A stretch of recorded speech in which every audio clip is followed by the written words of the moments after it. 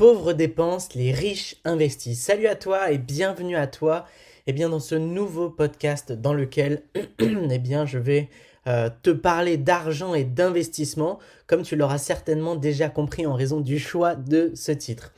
Si tu ne me connais pas encore, déjà, bienvenue à toi. Je m'appelle Baptiste Joly, je suis investisseur immobilier et je suis le président de Richard Group Investment, une entreprise qui a pour vocation de t'aider à investir dans l'immobilier à haut rendement en toute sécurité et en optimisant chacune des étapes du processus de l'investissement immobilier à haut rendement. Alors pourquoi ce titre et comment va s'articuler cet épisode? Tout simplement parce que si tu arrives à conscientiser la différence, donc les différents schémas mentaux entre les pauvres et entre les riches, tu vas pouvoir, si tu souhaites justement améliorer tes finances, te diriger vers les schémas mentaux qui vont te permettre d'atteindre tes objectifs.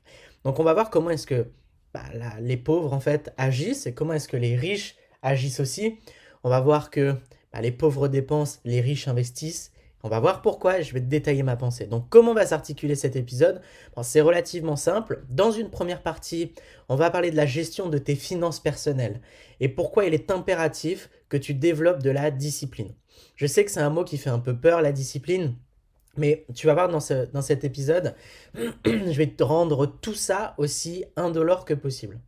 Et dans une deuxième partie, je vais te parler d'investissement et notamment d'investissement immobilier. Tu vois, comme je te le disais tout à l'heure, moi je suis le président de la société Richard Group Investment et on accompagne chaque mois des clients avec 100% de réussite pour ceux qui veulent se créer la vie de leur rêve avec l'investissement immobilier. Voilà, j'espère que le programme te plaît. Sans plus attendre, on commence. On va parler de ton empreinte financière et la gestion de ton argent. Donc la première partie, on va parler du fait que les pauvres dépensent. On a tous et toutes une empreinte financière et ce concept a été popularisé, peut-être que tu connais, peut-être pas, par T. Harv Eker, qui est un auteur, un homme d'affaires et un conférencier connu pour ses théories sur l'enrichissement personnel. L'empreinte financière, qui est un terme qui est mis en avant par T. Harv Eker, ce sont en fait nos croyances personnelles sur l'argent. Donc nos croyances personnelles sur l'argent, on en a clairement tous. C'est ce qu'on estime pouvoir gagner comme revenu. C'est en gros un indicateur intérieur qui ne peut être changé, comment te dire ça, que par nous-mêmes. On est les seuls responsables en fait de l'impact en fait qu'on peut avoir sur cette empreinte financière. Certaines personnes croient ne pas pouvoir par exemple gagner plus de 2000 euros par mois et leur réalité va leur donner entièrement raison. Donc il faut faire vraiment très très attention à nos croyances personnelles sur l'argent. Parce que si tu penses que tu ne peux gagner que 2000 euros par mois, tu gagneras 2000 euros par mois. Tu vois, il y a une phrase que j'adore, c'est tu ne peux gagner que ce que tu es prêt à gagner. Tu ne peux recevoir que ce que tu es prêt à recevoir. Si tu n'es pas prêt à le recevoir, tu ne peux pas. Et dans l'entrepreneuriat, dans l'investissement immobilier, c'est énormément c'est un jeu de croyances. C'est une évolution permanente vers l'après, vers la croyance en fait du dessus. Si tu restes bloqué à la croyance de je peux pas remplacer mon salaire par l'immobilier, tu vas jamais le remplacer. Et si une fois que tu as remplacé ton salaire, tu as peut-être 2000 euros par mois, si tu penses que tu peux pas générer plus que ton salaire avec l'immobilier, tu le généreras jamais. Et donc l'important, c'est justement d'aller te faire accompagner là-dessus, c'est de pouvoir aller casser toutes ces croyances-là. Et donc c'est vraiment ce principe d'empreinte financière. Le deuxième point, c'est que les pauvres dépensent. Alors, derrière ce terme de pauvreté que j'emploie, il ne faut pas y voir une quelconque critique de ma part. Il y a bien entendu des personnes qui vivent dans des conditions qui sont vraiment très difficiles dans le monde entier, mais ce que je suis en train de te dire, ça se concentre sur des personnes qui ont des revenus qui pourraient leur permettre de s'enrichir et de se créer une vie plus libre. Voilà, je parle pas de personnes qui seraient dans des situations critiques. Je parle vraiment de personnes qui vont gagner 1500 euros par mois, vont peut-être finir un peu dans le rouge ou vont juste finir en fait avec le paiement de toutes leurs factures. Et pour moi, c'est justement, de toute façon, c'est très bien défini par l'INSEE, cette notion de pauvreté et de richesse. C'est une question de moyenne, première des choses. Et la deuxième des choses, c'est cette notion de vivre et de survivre. Payer les factures et qu'il reste rien à la fin du mois, c'est de la survie. Pouvoir mettre de côté et pouvoir faire les activités qu'on souhaite, pouvoir avoir le choix dans sa vie, ça c'est le fait de vivre. Et on parle beaucoup de ce concept de gagner sa vie, d'accord? On gagne sa vie pour pouvoir survivre. Moi, ma vie, je l'ai déjà gagnée. Et j'ai pas besoin de l'argent pour gagner ma vie. J'ai pas besoin de travailler pour gagner ma vie. C'est vraiment cette notion-là qui change. Si vous devez travailler pour gagner votre vie et survivre, alors il est fortement probable que d'un point de vue statistique, vous soyez dans la pauvreté. Donc tu vois, le souci pour ces personnes-là, c'est que cet argent, il est mal géré. Donc il est utilisé pour céder à nos propres caprices dans la majorité des cas. L'argent, il est dépensé pour acheter une télévision plus grande, un canapé plus confortable, une voiture plus jolie. C'est un peu le piège de la consommation moderne et il est assez facile de tomber dedans. Il y a des publicités partout en permanence. Et d'ailleurs, on a l'accès en fait à ces produits-là qui est facilité. Je te parlais du piège de la consommation, tu as aussi le piège des crédits à la consommation, puisqu'aujourd'hui une télé tu peux la payer en 7 fois sans frais, un ordinateur tu le payes en 7 fois sans frais, tu payes une voiture en location longue durée, donc en LLD, tu peux acheter des ordinateurs en 12 fois et sans frais, donc c'est tentant c'est sûr, parce qu'on se dit ah, ça me coûte pas plus cher, mais crédit conso plus crédit conso plus crédit conso fait beaucoup de passifs et fait qu'il ne te reste rien pour te payer toi. Et se payer soi, c'est épargner. Donc il faut faire preuve de discipline. Et pour ça, il faut que tu comprennes qu'en fait, tu es la seule personne qui est capable de te créer la vie dont tu rêves. Si tu aujourd'hui n'as pas la vie dont tu rêves, c'est parce que tes actions, tes habitudes et tes croyances t'ont mené là où tu en es aujourd'hui. Et si tu veux vivre autre chose, va falloir évoluer, faire évoluer tout ça. Va falloir grandir, va falloir apprendre, va falloir vraiment évoluer. C'est une quête, hein, l'évolution, la quête de l'évolution, la quête de grandir, d'apprendre plus, de maîtriser plus, de se connaître plus, de se maîtriser plus. C'est une vraie quête. Et tu vois, l'endettement, les crédits conso, c'est vraiment de la merde, il faut vraiment le fuir. Ça va te ralentir. Ils peuvent même te placer dans des situations financières aussi pénibles que complexes. Pénible parce que tu peux pas te payer et complexe parce que bah, pour s'en sortir, c'est galère. Et si tu perds ton travail demain, imagine ce qui peut se passer. Tu as vraiment cette notion de passif et d'actif, j'en parle souvent, mais un passif, ça te coûte de l'argent, un actif, ça te ramène de l'argent. Et même si l'immobilier, tu prends un crédit, c'est un actif car il te ramène de l'argent. Le deuxième point que je veux aborder avec toi, les riches investissent. De l'autre côté, il y a les riches.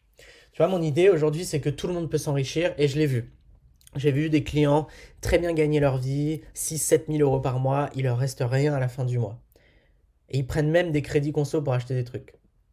J'en ai vu d'autres gagner 1200, 1500 euros par mois, faire preuve d'autodiscipline, mettre un petit peu de côté, réduire leur charge maximum, d'accord? Faire des sacrifices à court terme pour pouvoir, eh bien, profiter à plus long terme, à moyen terme. Et investir dans l'immobilier avec un petit salaire. Donc mon idée, c'est que tout le monde peut s'enrichir et je l'ai vu. C'est une question de choix. Il n'y a pas besoin d'être plus intelligent, plus charismatique, plus chanceux que les autres. Il n'y a pas besoin d'être plus riche. C'est sûr que si tu commences avec un salaire de 7 000 euros, tu as plus d'effet de levier, tu achètes plus d'IMO, tu fais plus de cash flow. Mais si tu as un petit salaire, tu peux commencer. Bam, premier bien, deuxième bien, troisième bien. Et là, tu grossis. C'est une question d'éducation personnelle. Quand tu comprends ce que font différemment les personnes riches, il te suffit de reproduire ce qu'elles font. Et qu'est-ce qu'elles font? Elles investissent leur argent. Elles le font travailler. Tu vois, moi aujourd'hui, je me suis spécialisé dans l'immobilier à haut rendement. Moi, j'ai commencé, pour te parler un petit peu de mon histoire, si tu la connais pas encore, j'ai commencé à investir pour ma famille, puis j'ai investi pour moi. Et c'est devenu une véritable passion. Peut-être que toi, ce ne sera pas ton cas, peut-être que tu feras ça juste pour remplacer ton salaire. Mais est-ce qu'aujourd'hui, ton travail est une passion? Peut-être pas. Moi, le mien est devenu une passion. Parce que j'impacte, parce que j'ai la portée du message que je souhaite et je change réellement des vies. Et parce que je suis vraiment passionné par la façon dont fonctionne l'immobilier et ce système que je trouve un peu magique. Voilà. Donc, en investissant, tu utilises ton argent pour qu'il te génère des revenus. Mais dans le cas de l'immobilier, ces revenus sont des revenus passifs, mais c'est un actif car il te génère de l'argent, ce qui rend la chose encore plus excitante dans le sens où tu mets en place des actions une fois qui te rapportent sur le long terme. Et tu crées de l'argent sans argent si tu utilises l'effet de levier de la banque. Tu fais des rendements qui sont vraiment intéressants. Et ça te permet en fait de remplacer ton salaire assez rapidement si tu le souhaites, ou de te créer des revenus complémentaires, ou alors c'est des stratégies différentes, mais de mettre en place une stratégie de création de patrimoine massif, ce qui va te permettre de te créer un patrimoine valorisé à plusieurs millions d'euros en quelques années. Alors voilà, faut pas commencer d'un tout petit salaire si tu veux te créer plusieurs millions d'euros en 3 à 4 ans, c'est sûr, ou 4, 5, 6, 7 ans. Mais avec un salaire de 3 à 4 000 euros, aujourd'hui, on peut commencer à faire de très belles choses dans l'immobilier. Et si tu as un salaire à 1 500, 1 700, bah, on peut faire des belles choses aussi, mais on ne parle pas de millions d'euros à court terme. Voilà. Donc la conclusion en fait de ce podcast, c'est que, comme tu l'as compris, je pense, enfin, j'espère en tout cas, ça peut être facile de tomber dans le piège de la société de consommation. Tu peux te retrouver à t'endetter pour paraître riche. Et on s'en fout de paraître riche, l'important est d'être riche. C'est véritablement devenir riche. Et même au-delà de l'aspect financier, c'est aussi une question d'être heureux, de se sentir libre, d'avoir du choix au quotidien.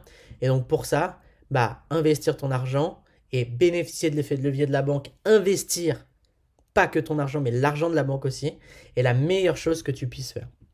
Voilà, donc si tu veux aller plus loin et que tu souhaites justement découvrir les 9 étapes qui vont te permettre de te créer une retraite anticipée avec l'immobilier, tu as le lien dans la description qui va te permettre de t'inscrire, tu mets ton prénom, ton email et on t'envoie ça directement. Et donc là, tu vas voir le process de transformation qui est appliqué par nos clients les plus successful qui se créer 1000, 2000 euros de cash flow pour certains en l'espace de 6 mois. Donc ça permet vraiment d'avancer et de pouvoir en fait te donner à 200% une fois que tu as connaissance de ces étapes-là, tu vas pouvoir apprendre à bien les maîtriser. Et si tu souhaites aller plus loin, que pour toi c'est déjà OK, je t'invite à réserver un appel si tu as une situation stable et que tu souhaites te faire accompagner, que tu es prêt à passer à l'action et à faire les choses pour pouvoir être accompagné par une équipe d'experts. Donc tu cliques sur le lien aussi, tu réserves ton appel, tu réponds aux questions avec sérieux et puis ce sera un grand plaisir que justement de te conseiller, t'aiguiller, te proposer nos différentes offres si elles correspondent à ta situation, si on peut vraiment t'aider. Aujourd'hui, on est sur une promesse contractualisée et sur laquelle, si tu ne trouves pas un bien à plus de 10% brut minimum dans les 90 jours, en suivant nos méthodologies, on te rembourse. Et si ton opération n'est pas bouclée dans les 6 mois de l'accompagnement, on continue à t'accompagner jusqu'à la mise en location. Alors aujourd'hui, personne ne contractualise ces garanties. On a un organisme de formation agréé par l'État et tout ce qu'on fait, c'est relativement sérieux. Si tu veux en savoir plus, avoir accès à tous nos témoignages, nos brochures, tout ça, tu peux réserver un call et puis ce sera un grand plaisir de t'accompagner là-dedans, dans cette prise de décision. Voilà, je te dis à très vite pour un prochain podcast. C'était un vrai plaisir. C'était Baptiste. Ciao, ciao.